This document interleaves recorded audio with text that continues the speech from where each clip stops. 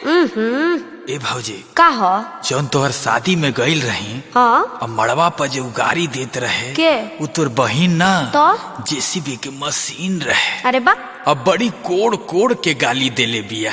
ओकर चेहरा हमारा आँखी से उतरत नहीं के। अच्छा ए भौजी का? अब तू ही कोनो उपाय लगावा। अरे मोट रहे ना तनी सा छोट रहे। अरे करियठी का? ना तो गोर रहे। अच्छा नटुरी ना तो चटुरी रहे, चाट खात रहे।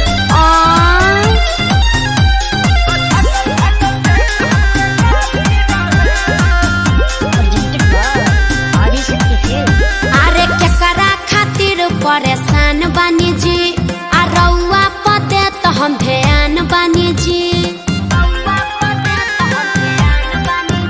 अरे केकरा खातिर परेशान बानी जी, आ रउआ पदे तो हम ध्यान बानी जी।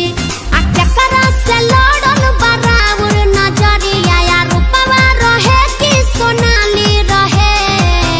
अरे बताएब तब नु हम जानब देवर जी। तो सुन, हाथे माइक मुंह में ओकरा गाली रहे, आ ओठे उतल दूधवा के छाली रहे।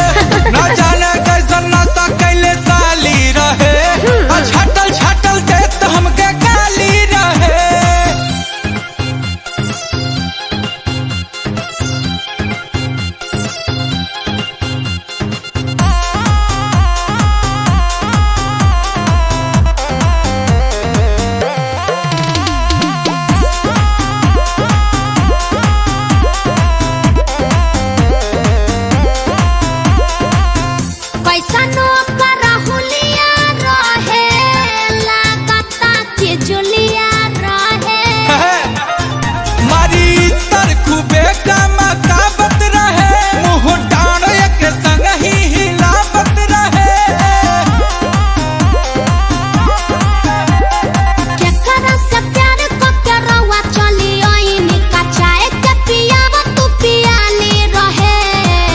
तो कॉफी पीते। अच्छा हाथे माइक मुंह में ओकरा गाली रहे, हाँ। ओठे उतल दूधवा के छाली रहे।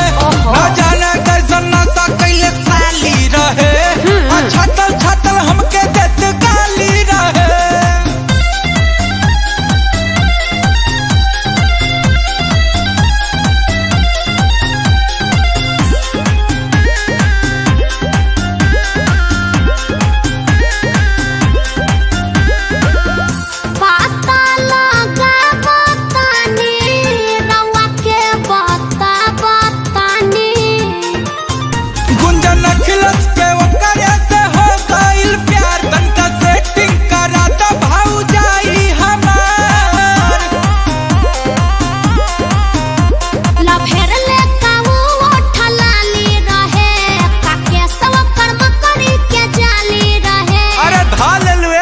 रुको ना कुछ सोचा तनी। सोचा हाथे माइक मुंह में ओकरा गाली रहे, ओठे उतल दूधवा के छाली रहे।